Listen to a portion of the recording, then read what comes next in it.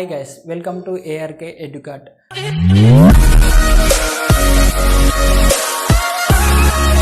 ఈ రోజు వీడియోలో మనం NEP 2020లో ఇంట్రడ్యూస్ చేసిన R22 రెగ్యులేషన్ గురించి అండ్ R22 రెగ్యులేషన్ ని ఫాలో అవుతున్న కాలేజెస్ అండ్ అందులోని స్టూడెంట్స్ యొక్క వర్క్ ఫ్లో గురించి అయితే తెలుసుకుందాం. R22 రెగ్యులేషన్ గురించి తెలుసుకునే ముందు ప్రజెంట్ చాలా వరకు కాలేజెస్ ఫాలో అవుతున్న R20 రెగ్యులేషన్ గురించి అయితే తెలుసుకుందాం. సో R20 రెగ్యులేషన్ అనేది సెమిస్టర్ వైస్ ఉంటుంది. సో ఇందులో ఎలా అంటే ఒక అకాడమిక్ ఇయర్ కి 2 సెమిస్టర్స్ ఉంటాయి. సబ్జెక్ట్స్ ని బట్టి వాళ్ళకు టైం టేబుల్ అనేది ఇస్తూ ఉంటారు. సెమిస్టర్ వైస్ ఉంటుంది కాబట్టి సో ఇలా వాళ్ళ బ్రాంచ్ కి సంబంధించి ఎన్ని ఇయర్స్ ఉన్నా కూడా వాళ్ళకు ఇయర్ కి 2 సెమిస్టర్ మాత్రం కామన్ గా ఉంటాయి. సో ఇందులో వాళ్ళకు రికార్డ్స్ అని, అసైన్మెంట్స్ అని, ఎక్స్పెరిమెంట్స్ అని సో ఇలా చాలా ఉంటాయి అన్నమాట. సో ఇది మాక్సిమం చాలా మందికి తెలిసే ఉంటుంది. ఎందుకంటే ఇంజనీరింగ్ కానీ డిగ్రీ కానీ ప్రజెంట్ చేసే వాళ్ళు మాక్సిమం చదివేది ఈ రెగ్యులేషన్ లోనే. అండ్ అలాగే R20కి R22కి మధ్యలో సిమిలారిటీస్ కూడా చాలా ఉంటాయి. R20తో పోలిస్తే R22లో మాత్రం చాలా చేంజెస్ ఉంటాయి. R22 రెగ్యులేషన్ లో టీచర్స్ యొక్క ఇంటర్ఫియర్ ఎక్కువ లేకుండా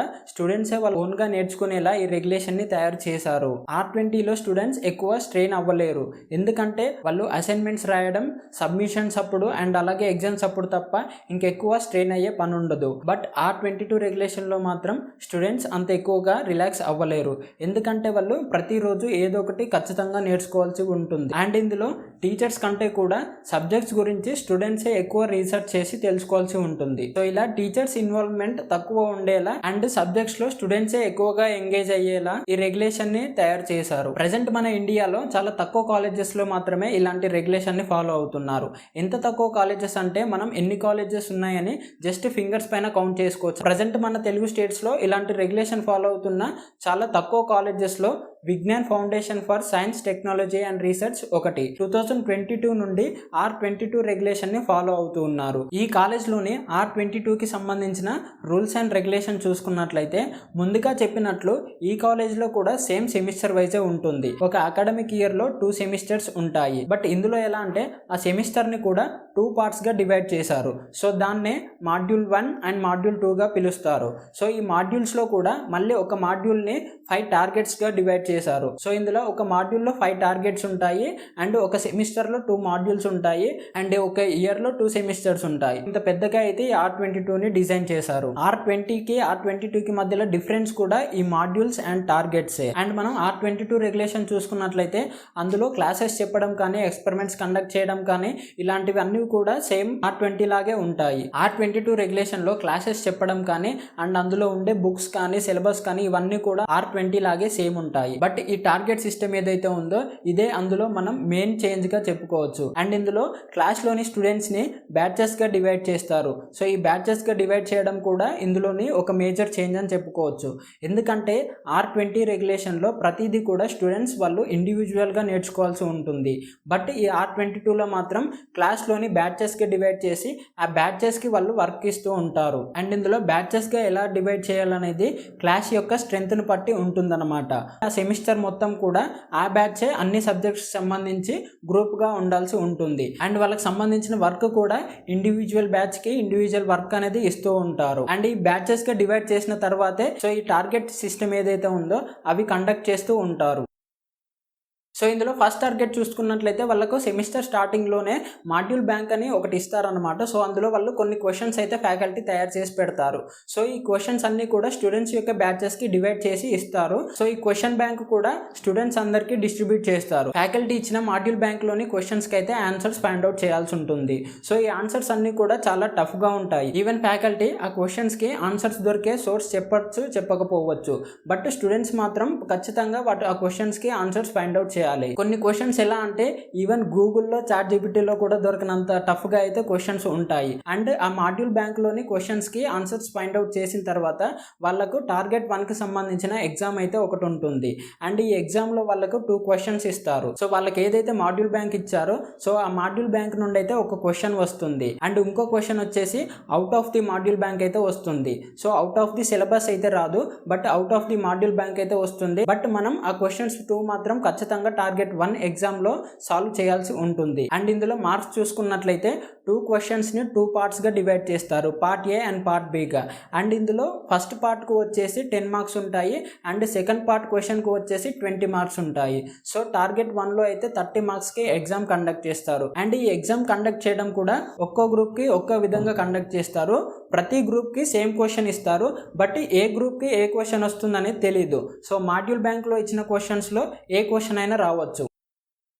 సో ఈ టార్గెట్ 2 వచ్చేసి టార్గెట్ 1 ఎగ్జామ్లో ఇచ్చిన క్వశ్చన్స్ ఏవైతే ఉంటాయో సో వాటికి ఫుల్ డీటెయిల్గా ఆన్సర్స్ అయితే ఫౌండ్ అవుట్ చేయాలి. సో మనం దానికి సోర్స్ ఏదైనా యూస్ చేసుకోవచ్చు, బట్ ఆన్సర్స్ మాత్రం పక్కాగా ఉండాలి. అండ్ టార్గెట్ 2కి సంబంధించి ఎగ్జామ్స్ అయితే ఏమీ ఉండవు, బట్ మనం ఫైండ్ అవుట్ చేసిన ఆన్సర్స్ ఏవైతే ఉన్నాయో సో వాటిలో ఏవైనా మిస్టేక్స్ ఉన్నాయా అండ్ మనం ఎంతవరకు కరెక్ట్ చేసుకున్నాం అనేది మనం ఫ్యాకల్టీ దగ్గర అయితే క్రాస్ చెక్ చేసుకోవాల్సి ఉంటుంది. అండ్ మనం ఇందులో క్వశ్చన్స్కి ఆన్సర్స్ ఫైండ్ అవుట్ చేసే అప్పుడు చాలా రీసెర్చ్ చేయాల్సి ఉంటుంది.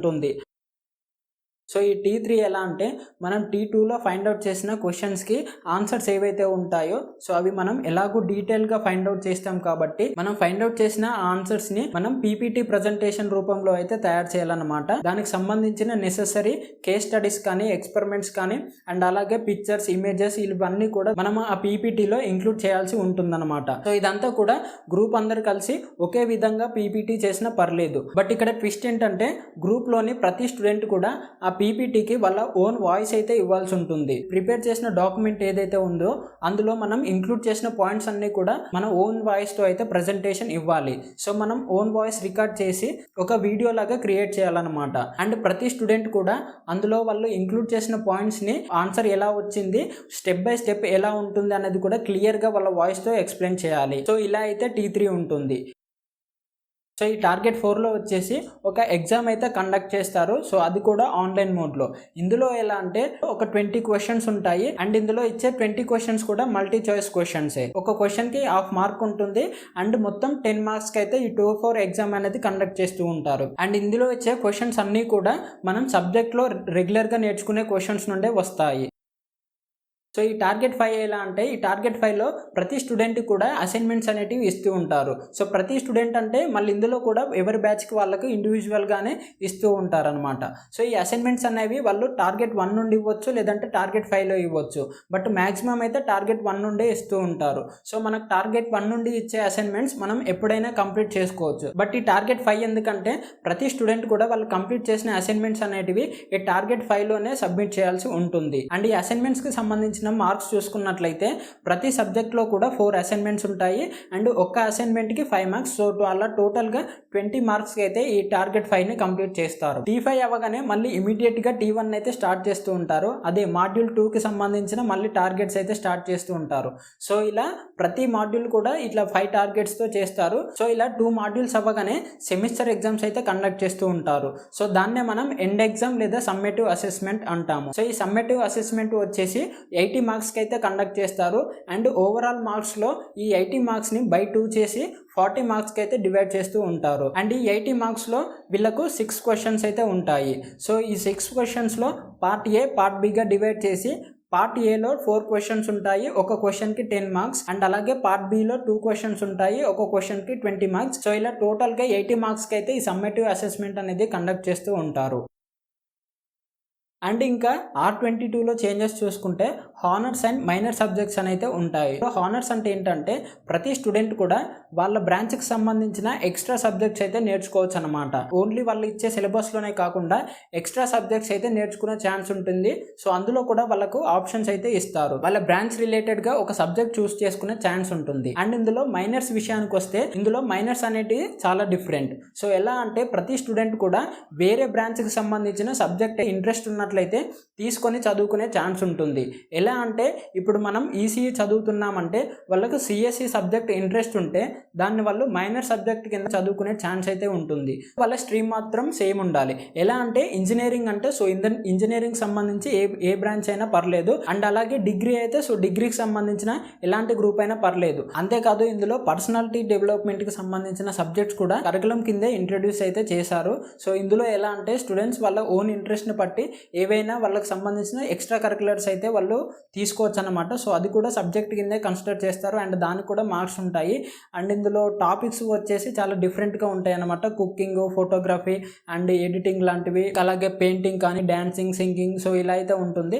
అండ్ ఇందులో మనం డిఫరెంట్ లాంగ్వేజెస్ నేర్చుకునే ఛాన్స్ కూడా ఈ ఎక్స్ట్రా కరికులర్ సబ్జెక్ట్స్లో అయితే మనకు కల్పిస్తారనమాట. సో ఇలా అయితే R22 రెగ్యులేషన్లో ఒక సెమిస్టర్ అనేది కంప్లీట్ అవుతుంది. సో అండ్ ఈ సెమిస్టర్లో మనం మార్క్స్ డిస్ట్రిబ్యూషన్ చూసుకున్నట్లయితే టార్గెట్ 1 నుండి 10 మార్క్స్ ఉంటాయి, టార్గెట్ 2 నుండి 10 మార్క్స్, టార్గెట్ 3 నుండి 10 మార్క్స్, టార్గెట్ 4 నుండి 10 మార్క్స్, అలాగే టార్గెట్ 5 నుండి 20 మార్క్స్ అయితే ఉంటాయి అనమాట. సో ఒక మాడ్యూల్లో వచ్చిన 60 మార్క్స్ ని అండ్ అలాగే సెకండ్ మాడ్యూల్లో వచ్చిన 60 మార్క్స్ ని కలిపి మొత్తం 120 మార్క్స్ మళ్ళీ బై 2 గా చేసి 60 మార్క్స్ కింద అయితే కన్సిడర్ చేస్తారనమాట. సో ఈ 60 మార్క్స్ ని అయితే ఆ సెమిస్టర్ కి సంబంధించి ఇంటర్నల్ మార్క్స్ గా కన్సిడర్ చేస్తారు.